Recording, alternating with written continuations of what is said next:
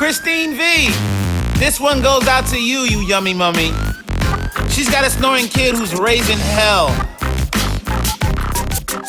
Here comes the noise from the nursery. My kid sounds like he's 80, he's only 3. If the neighbors hear this, they're gonna think it's me. I think I prefer it when you're crying.